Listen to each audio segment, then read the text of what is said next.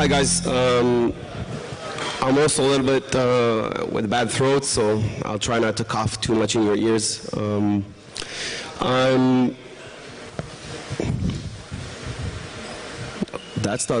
there we go. So I'll start with some generic stuff. My name is Ira. I'm with Playtika today.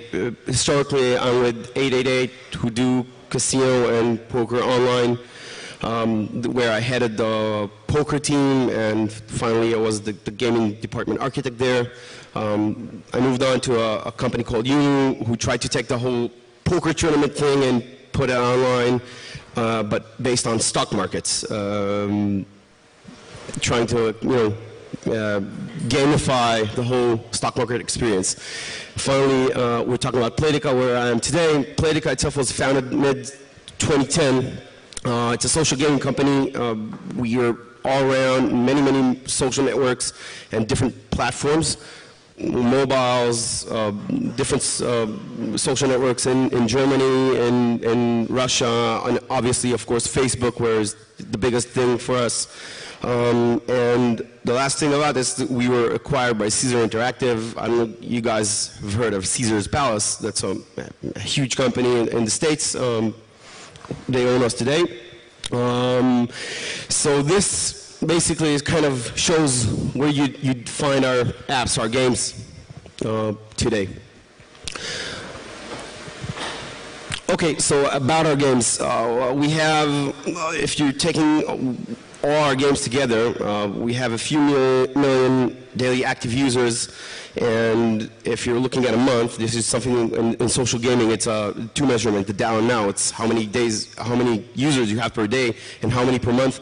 That's a few million more than that. Our biggest game today is Slotomania.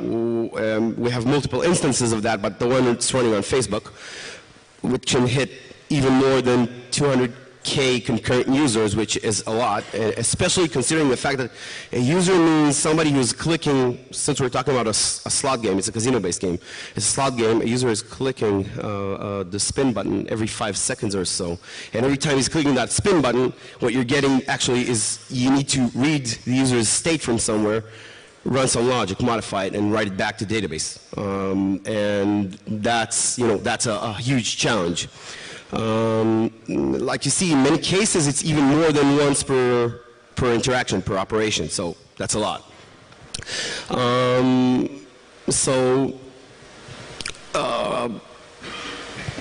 How did we get to Couchbase in the first place? Actually, it was mem-based at the time, but how did we get to it in the first place? It was around 2 years ago. We were using just a single node of MySQL to run everything.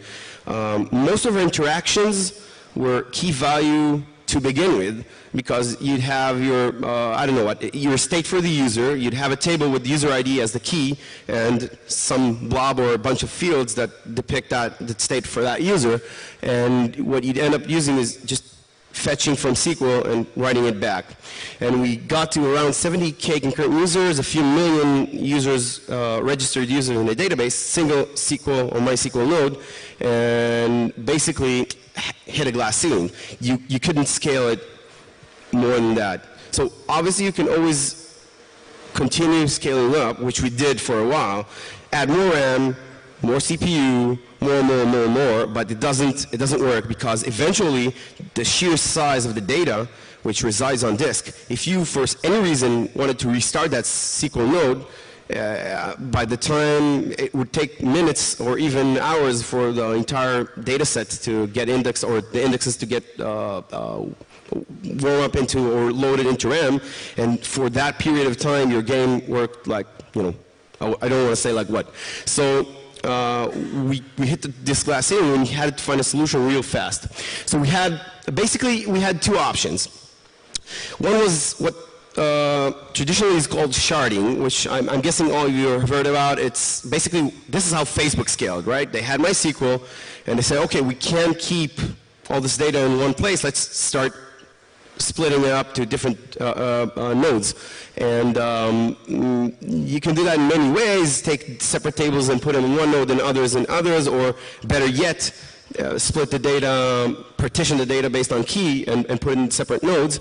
We actually had that ready, but we dumped that branch of code, and we had to really fast. I'm talking about a matter of days. We were stuck, right? And our production was suffering, and this was an application that was making a lot of money already at the time. We didn't have time to waste, so we knew about Couchbase from before. And actually, we just made it a very quick decision to go for it.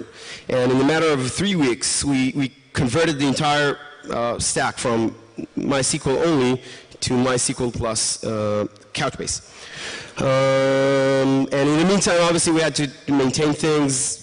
Added RAM, FedExed a lot of stuff to the data center to allow us to keep things running for those 3 weeks.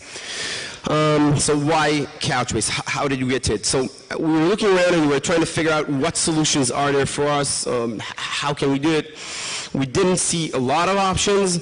The pros, Couchbase pros, were that it was open source, which allowed us, we didn't want to commit on a technology, and usually a technology that's even still today, technology that you pay a lot for upfront usually means that it will take you a long time to ramp up, to talk to the guys behind the technology, to get the deal working and get that integrated. You can't start from today. And in this case, there was a community edition. We were able to download and we could put it on production without talking to anybody, basically. That's how we started, I think. We knew it was backed up by a serious company, a company that was, we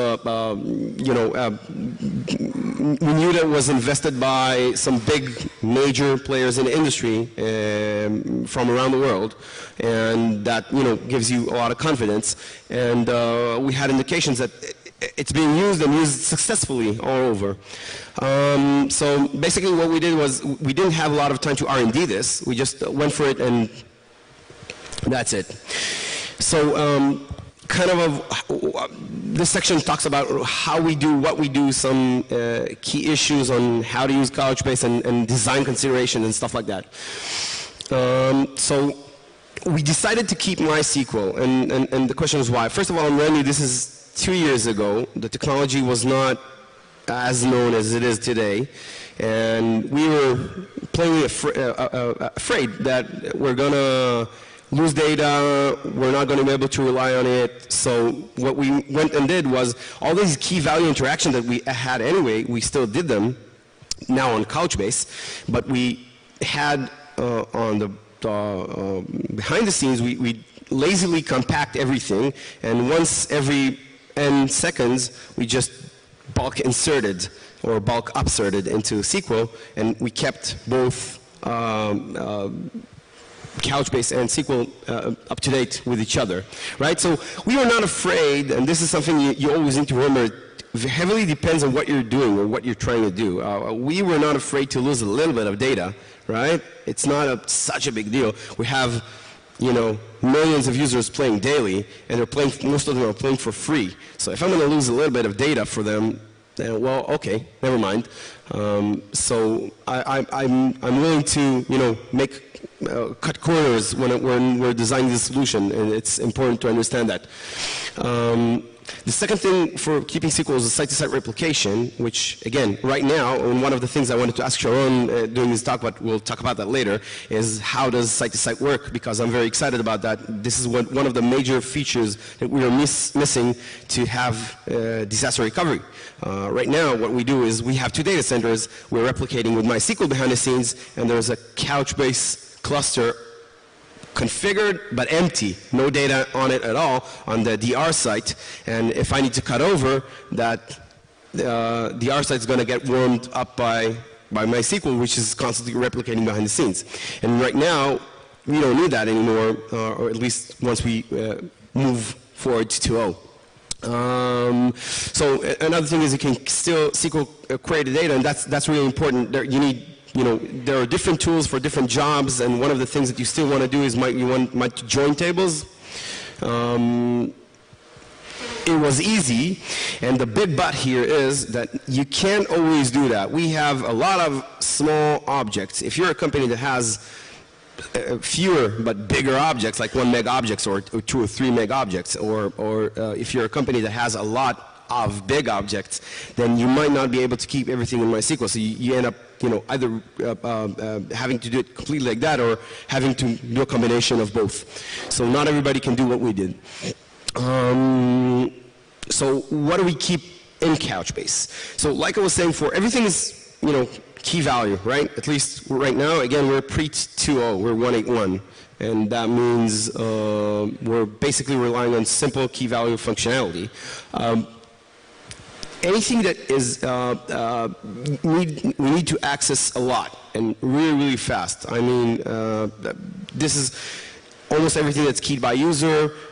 For example, and this, I'm going to use this example a lot because this is by far our most difficult use case, is what we call user score, which is an object that keeps the balance, the user's experience and level, and stuff that constantly changes in every interaction. So it's this, and it's user save, which is state. I have, if I'm talking about, again, it's Slotomania, I have a user, I have 40 machines or 50 machines, slot machines, and the user should have a state for each of them. So each of them would, sit in its own object. Each state would sit in its own object. We'll talk about the keys, how we key that in a bit. And it's, I don't know if contrary or, I don't know, another design consideration here is to think, Sharon was mentioning document-oriented, right? And you can have a document for a user that has all the information about the user, but if the stuff that you're talking about per user, you have one field that you'd access 100 times per second and another that you'd access, or let's say 90% of them you'd access once, only when he logs into the system, you might want to split that because you don't want to read and write all that stuff through the network all the time and fetch it and push it back, right? You want to only get the stuff that you really need, so you might want to split up your object into smaller bits, which is another design consideration. And another thing is, the last thing that you need to understand, if you need complex transactions, you need to really decide what you're doing with which tool. For instance, we don't manage money with Couchbase, but if a user is making a payment transaction, we still do that with SQL. But again, it's a small amount of, it's a lower scale of transactions, but we want higher, kind of guarantee on that. So the thing to understand about using keys and values in Couchbase, you need to be creative with the keys. I'm going to give just a couple of examples. So the naive, let's say, use cases, I've talked about this, is just use user ID and that's it. But for instance, if I want to manage a session, right, per user, I might go ahead and do something like have my key a concatenation of user ID and session ID, and the object it's null. I don't care about the object itself, there's no value. But if I want to verify, all I need to do is that key there or not, right? Something like that, I can do that. Or I was mentioning that I need to keep a state per user per slot machine or whatever. So if I was talking about a SQL schema here, it would be a primary key built out of these two fields, and what we do when we're doing key value is just take these two fields, concat them, and that's my key, right? Okay. Another thing which is important to understand is, especially when you hit that place when you need to take your existing SQL-based schema and migrate that to use on Couchbase, or is that it doesn't always translate one-to-one. You need to figure out the best way to use that tool because it's not a relational database, it's different. One of our biggest lessons, one of the systems that we migrated was a system where users are sending gifts to each other. And we're talking about, basically that system is two huge tables that have a lot of many-to-many relationships between them. And when we try to translate that directly as is to Couchbase, we ended up doing a lot of multi-getting. Multi-get means that I'm not fetching one key. I'm saying, okay, where's all my friends or something like that. I want to fetch 100 keys all at once. And when we were doing this, we saturated our network. I'm not even talking about I/O or CPU. We completely busted our network, and we had to roll back that version and completely redesign the thing because it didn't work. So the lesson here is, you know, when you're gonna do it, try and figure out the best way to use that tool. It scales amazingly, but you need to design the solution to match the tool, not the other way around. A little bit about serialization. Right now, we do a little bit of JSON, a little bit of binary based on Java. Our stack is mostly Java. So we want to switch to JSON, and again, this is a major consideration when you're doing stuff because it would affect what you can or cannot do later on. One of the things that obviously the big bonus of switching to JSON is that 2.0 is a document store and natively supports JSON and allows you to do a lot of cool stuff that you couldn't do otherwise, right? And binary just won't work.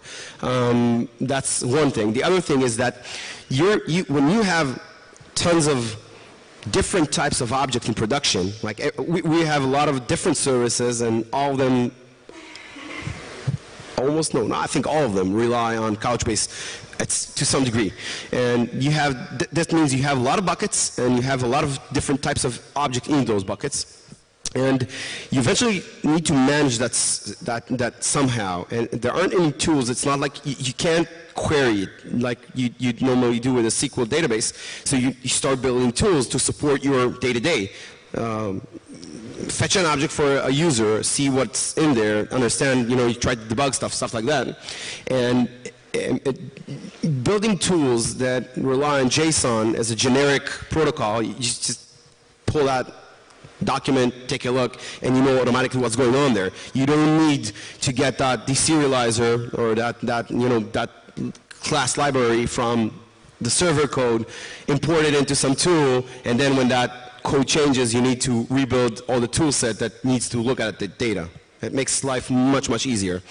And lastly, and this, actually I was having a conversation with Matt last night, and he told me that this is not true. My engineers assured me that when we switch from Java 6 to 7, we're gonna have to flush everything because the binary will not support. I was told that's not true. I will be checking that.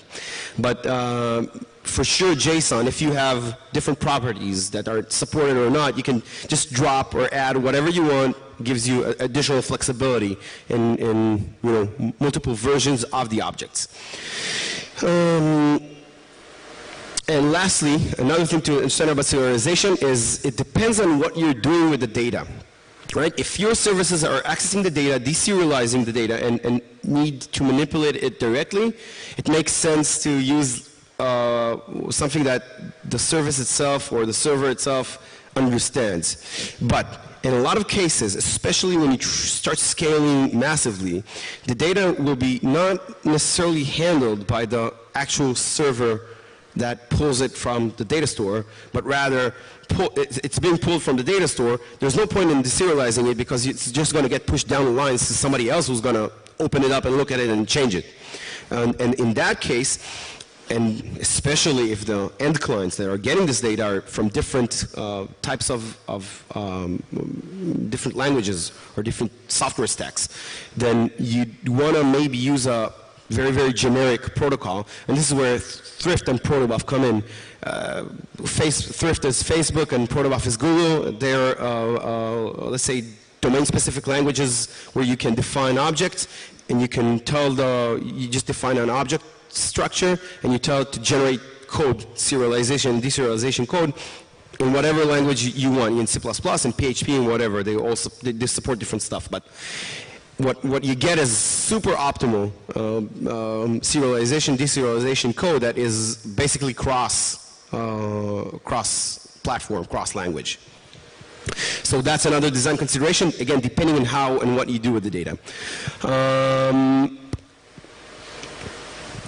Okay, so data services or direct access, that's another major design consideration. What the good people at Couchbase did was allow us to very, very easily scale. And how do we do that? I can say I'm putting the Couchbase client all over my cluster, right? I have 100 servers that are using Couchbase, and then I have 100 Couchbase nodes. And I don't care because Couchbase manages itself, the cluster manages itself, and the clients all know where to go and what to do, so it's easy. But then you get to the point where you want to manage the data. Now, if you have only one type of server, or one type of service, one piece of software, it's easy because usually what you do is you'd compile that and you'd run it on all your nodes, right? I'm talking about the front end, the clients. You'd run it on all your nodes, and when you make a change, you deploy everything, right? But then you come to a situation where you have a piece of data that you want to encapsulate somehow. I'll go back to the balance example. I have a user, I'm keeping coins for that guy. And I have different services that need to access that piece of data, like the game server needs to update the balance whenever he's playing, and the payment server needs to add coins when he's making a purchase. And I don't know, when he's collecting a coin gift from a friend, third service needs to access that data and add the coins. Sorry. So what you end up with is that client library that wraps the data access layer that wraps the Couchbase client ends up residing on all these servers, and when you make a change in one place, you end up having to change your entire, half your production environment, which is not good news, especially if you have tens and hundreds of these nodes. And another way to address that situation is if you look at this diagram. On the left side is the situation that I just described. I have a library from two services that access Couchbase directly, and on the other hand, I have a data service that hides my data behind everything, and I'm touching my data through a service. So again, I'm not saying the right one is better. Definitely not. The left one is much easier and scales much faster. But if you're going to start, diverging in how you use it, you need to consider and figure out that this might not be the use case for you. Obviously, the left one is much more performant and much more stable, because if you put that, another other box in the middle, you're going to need to take care of scale and high availability for that as well. Okay, a little bit about locking. So pessimistic versus optimistic. I'm assuming that everybody here knows what that means, but I'll reiterate just to make sure. So pessimistic would mean that I am assuming that while I'm taking a piece of data, somebody else is going to try and access the data, and I cannot allow that. So I'm locking that. And whenever somebody else is going to come, he's going to see that data is locked, so they're going to block and wait for that piece of data to get released or completely fail his operation and need to handle that. An optimistic lock is something that means that I'm assuming nobody is going to come and look at that document or look at that piece of data. So I'm going to fetch it. I'm going to write down the version of that piece of data when I fetched it. And when I'm going to eventually update it, I'm going to tell the server or tell Couchbase, this was the version that I had when I took it. And it's going to tell me, listen, it's the same version, nobody changed it. In the meantime, okay, no problem. Or somebody changed it, you're screwed, do something about it. And then in application logic, I need to decide whether I'm gonna retry the update the mutation logic, or I'm gonna fail the operation or whatever I want to do. So there are two different types of. We actually use the two different types in different scenarios at Playtika, but the two of them are a CAS operation, a check and set operation, which was the second one that I was describing, and the first one is using lock objects. The lock object is simple. I just go, again, using Couchbase, we create some object whose key is the key describing the object that I want to lock. For instance, if I want to lock user balance, right, let's say I have a balance lock bucket, whatever, and I would create a temporary key in that bucket whose key is the user ID whose balance I want to lock. I would then proceed to get the balance, update it and write it back. If somebody else in the meantime, and then obviously delete that lock that I created. If somebody else tried to create the same lock, same key, in the meantime, he'd get a fail because that lock already exists, and you know, and you might ask, and rightly so, okay, so what happens if everything crashes in the middle? You're stuck with a lock object, and your data is inaccessible forever. That's why you specify some sort of time to live on the lock object. You give it 5 seconds, 15 seconds, whatever, you know, is appropriate for you, and well, you know that's gonna, you know, might be a problem for 5 seconds or 15 seconds. I don't know how bad that is for you, but eventually that lock object's gonna fade away, and you're gonna end up with an object that's free to be managed. Now, regarding contention, because Couchbase does not give you, it gives you tools to deal with contention, but it's not as, the semantics are not as strong as a transactional relational database, right? Then it's best if you avoided contention in the first place, and you can do that by, you know, various ways, as simple as making sure you queue stuff that are on the same, I don't know, have 100 queues, partitioned by user ID, make sure that all requests on the same user ID or all mutations on the same user ID go to one queue, and have, you know, a thread, a worker handling that queue and that queue alone, and you spread your load, you know, by making a lot of queues, a lot of partitions. Or make sure that all your users hit the same server based on some sort of stickiness algorithm, whatever, cookie-based or IP-based or what have you. Make sure they all hit the same node, and then you can, in RAM, in the same node, in the same application server, you can do a lot of stuff that you wouldn't be able to do when you're distributed. And the last thing is to, again, I kind of mentioned that earlier, is you need to understand that you can cut corners a little bit. It's okay, you know, again, depending on the use case, depending on the business logic, you can say, well, that might not work. I might want to retry something. I might want to say, okay, 1 out of 2 million transactions is going to fail back to the user. The user is going to get an error pop-up. But maybe that's, you know, that's fine for you, and that would save you tons of heartache and problems and QA and designing, you know, bulletproof solutions that you might otherwise, you know, cut your work in half or more. Okay, a little bit about operations. So what we have, I'm talking about, again, I'm talking about our biggest game, okay? We have a lot more than this, but this is on a single, let's say, environment. So in this environment we have, what is it today? I think it's about, this is buckets, I'm not saying anything about servers here. It would be around, I don't know, 10, 11, 12, whatever servers, something like that, nodes, Couchbase nodes, split into 2 separate clusters. The reason we did that was that we took the 2 objects or 2 buckets that have the highest rate of interaction, and we gave them their own cluster and made it easier for us to manage and know what the hell is going on, because the other buckets, we're touching them a lot more. We're making a lot of changes, we're adding functionality, stuff like that, and these guys, these 2 guys are staying fairly static for the whole time. So we just leave them there, and they're, you know, running, and we do a lot of the more complicated stuff, but less frequent stuff on a smaller cluster, and that gives us flexibility. So we have a total of 12 Couchbase buckets on production, plus 4 Memcache buckets. One of the great things about the Couchbase is it allows you to build both Couchbase and old school Memcache buckets where you need them. Okay, 2 heavy buckets, we talked about that. We have around 40K operations per second on Couchbase and 20K apps on Memcache. And around a third of the operations on Couchbase are actually write operations. So the read to write ratio, you can see that's, you know, that's amazing. And I'm running, we still live in a pre-2.0 world, which changes a lot of things going forward.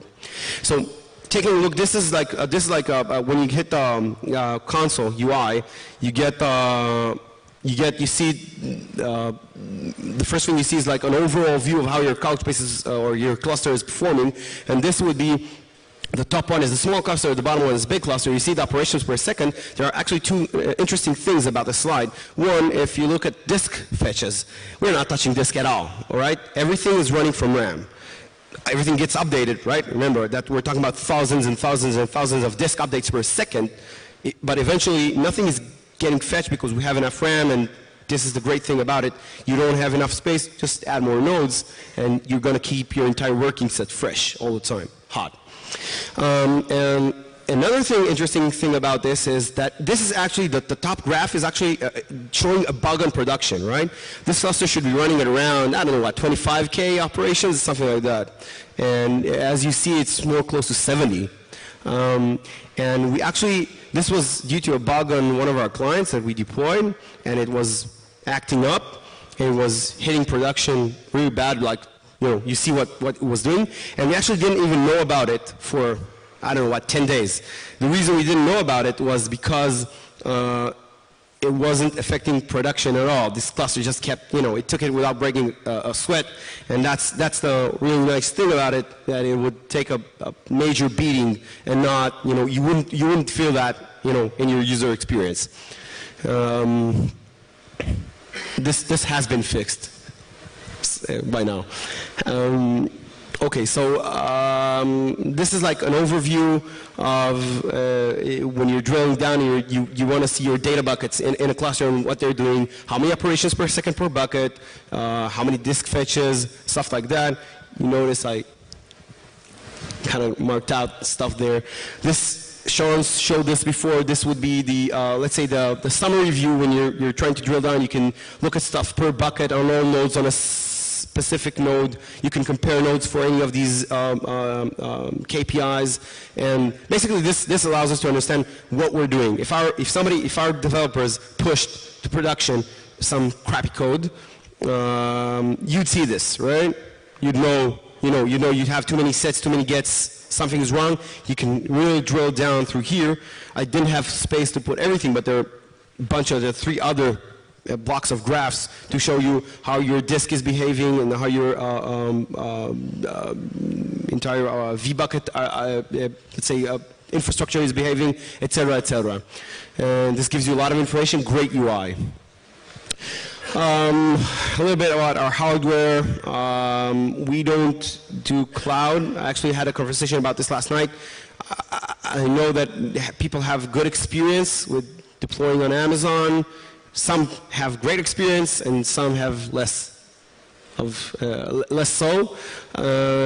We had a short try, and we figured that it doesn't work, or not as well as we'd expected to. We were used to our own gear, and we completely use our own private cloud, and we keep updating it. In terms of spec, you get the picture.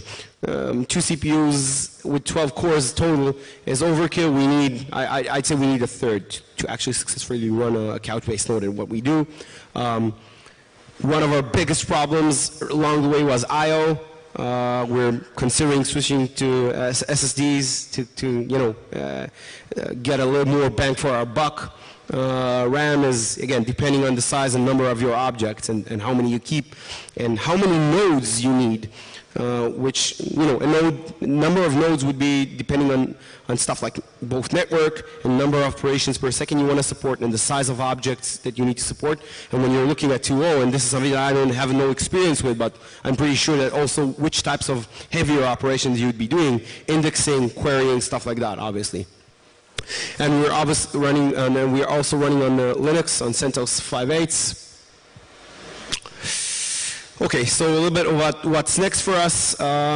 So like I was saying, the next big step for us would be to kind of try 2.0 and see a lot of the logic that we still need to run on MySQL today. Like I want to get my friends' high scores. The guy's getting a list of his friends from Facebook. I need to return them ranked according to their balance or according to their experience. Right? So he's giving the list to the server. Server needs to return that data. Right now we do that on SQL. We have no other way of doing that. The only other viable way to do that today was if the guy has 3,000 friends, he'd be giving me 3,000 keys. I'd send them all, or sorry, not send them all, but rather get all of these keys from the back end and just sort them in application. It's either this or do it in SQL. We still use SQL. Right now with 2.0, we're going to try and replace some of these types of logics to use Couchbase's built-in functionality to do that. And we'll see where that goes for us. And obviously continue to grow and you use more and more and more logic, so that's more buckets, more nodes, more clusters. Final words, we're hiring. We're hiring everything, project managers, QA leads, Java developers, architects for data and system, if you're looking for a job. And questions?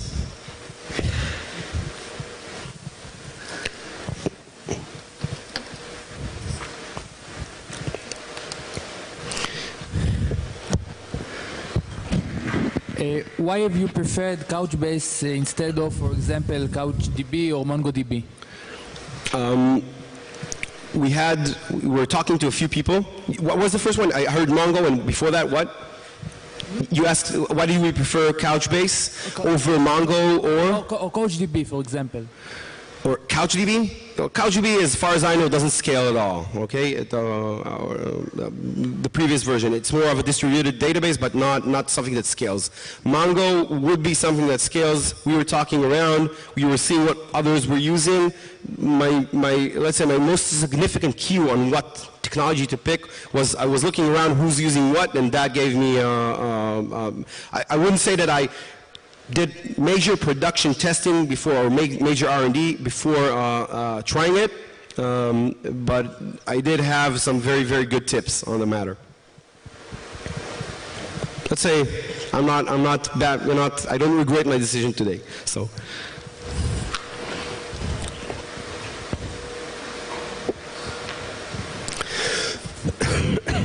In your world, you are updating visitor data or gamer each 5 seconds, you said. So each time you are... Okay. Okay. Each time you want to update something, you are supposed to fetch the document and to update it on the client side and then to write it back, right? Okay. It seems to me very performance killer. The fact that I need to fetch, modify, and update? Yeah. Well, I assure you that on scale, again, you take any relational database, the old school relational databases, you take a rack, you take anything, any of those, if you want to scale to tens and hundreds of thousands of operations per second, none of these systems would offer better performance. It sounds counterproductive, but the business logic, think about the execution plan for any of complicated queries and how would that scale. So you'd have a RDBMS node that needs to run all that complicated business logic to get stuff and join stuff and blah, blah, blah. Instead of that, you just get your data and you can have as many application servers as you want to share that load, and you do the complicated stuff. The complicated stuff is not reading and writing, it's mutating the data usually. And you'd get all the nodes on the outside to do that for you, and then you push it back in when it's ready. So that, you know, it might be right, what you're saying might be right for some cases, but when you're looking at the average case and on scale, no way. So if I understand, it's exactly what you do. You are, each time you want to update something, to write something, to modify something on the gamer, you are fetching the data first, modifying the document, and then pushing it back? Correct. And in most of the cases, I'm even creating a lock object before that. Like I have a preliminary step where I go to a memcache bucket, I create an object, I get OK, I go to get my other object, the one that I want to modify, I fetch it, I modify it, I write it back, and then I go again to that old object, the lock object, and delete that. So you have 4 network hops, right, to do that operation, and I guarantee it's still faster than trying to do the same thing again on scale. If I do it for 100 operations per second or even 1,000, my SQL might do it much faster. But if I need to do it for more, not so sure. And what if two different clients try to update the same document? Do you have the same? Do you have to? Sorry, can you say again? What if two different clients are trying to modify the same document at the same time? Again, this depends on your patterns of data access, right? Obviously, if you have, by design or by definition, your data is highly contended, right? Okay? You need to take care of that somehow. So I gave some examples. You'd either need to queue your data or do some other magic on the application level, or since it's really, really fast, it's not slow. It's not an operation that would take a second or two. This operation takes sub-millisecond to get them and set the data. And so you might want to just, you know, do spin the attempt to update the data, and that would be a good enough use case for you. Or again, you need to redesign your data access patterns. There's nothing to do about it. If you have contended data, even on SQL, you'd still have some sort of lock transaction, commit the first transaction, then the second transaction starts. There's no way of getting around that at all, nowhere. No, my question indeed was, what are you doing about it? Are you taking care of that specific scenario? So we use, in different scenarios, we use different things. I kind of touched that as well. We might, in some cases, we might do, the spin, right? We have a check and set operation. We try to modify that object. We see that somebody else did that before us, so we remutate the object. We get it again, we remutate and put it back in there. Or we might completely fail, or we might, if we're using the lock object and not a CAS operation, then it won't even, the first operation won't even start, or sorry, the second operation won't even start. It's going to hit that fail, and again, depending on the scenario, the stuff might sit in queue for a retry, or it might fail all the way back to the call in service. But again, your best bet is avoid contention in the first place. Sure. Small question. So, as I understood, your application servers are completely stateless, and you use all your data in the CouchDB and MySQL? Can you say again? Are your application servers completely stateless? Our application servers, yes and no. Well, anything relating to user data, yes. We try to keep them that way. Obviously, scale is much easier, right? I can just dump nodes into prod, whatever, and do whatever I want. We do have some sort of workarounds and shortcuts that we do. For instance, when I mentioned one of these, I would manage user session in some cases in the app server and make sure that that same user hits the same app server again and again and again, because I can. I don't really, just because it's neat to have, you know, that user hit anywhere and the data is behind him, I can make sure that he hits the same node and I get a significant performance boost.